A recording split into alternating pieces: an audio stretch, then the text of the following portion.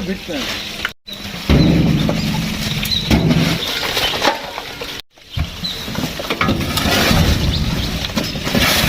मैं सबसे पहले पुंछ की म्युनिसिपैलिटी का दिल की गहराइयों से धन्यवाद करता हूं, जो अपना दिन नहीं देते, रात नहीं देते, वो हमारे साथ अपना छाना बजाना करके अपना काम कर रहे हैं। पिछले कोरोना में भी इन्होंने हमारे साथ कंधे से कंधा मिलाकर हमारा काम किया है।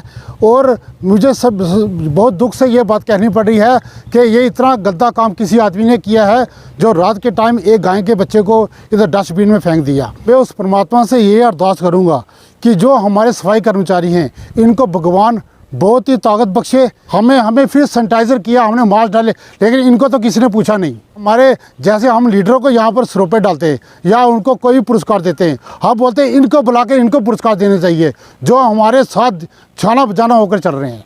जी, जहाँ तक बड़ा अच्छा सेंसिटिव इशू लेके आप आए हो, ये जो सफाई कर्मचारी म्यूनसिपैलिटी के हमारे भाई, हमारे बहनें वहाँ पे हमारी, लेकिन जिस तरीके से वो काम कर रही हैं, दिन रात वो काम करती हैं, सुबह शाम काम करती हैं, और बड़े लिमिटेड सफाई कर्मचारी मुलाजिम की शक्ल में है ये। आज तक गवर्नमेंट को हमें चाहिए था कि इसको इसकी तादाद बढ़ाई जाए। आबादी बढ़ गई है म्यूनसिपैलिटी एरिया के अंदर, जहाँ 20,000 थी वहाँ पे 1.5-2 लाख हो गई है। तो उस हिसाब से देखें हम, तो ये म्यूनसिपैलिटी वाले बेचारे काम करते हैं, सफाई कर्मचारी काम कर रहे हैं, लेकिन जो शऊर आवाम में होना चाहिए वो भी होना चाहिए। हम आवाम से बड़े अदब से आजाना अपील करेंगे कि अभी मैंने सुना कि किसी डस्टबिन में कोई मरी हुई बच्ची डाल दी उन्होंने, हाँ जी, तो उस मेरे भाई को ये तो पता चलना चाहिए ये जो बच्ची है, ये इसको कंसर्न महकमे को कहो ताकि वो उठा के ले जाए।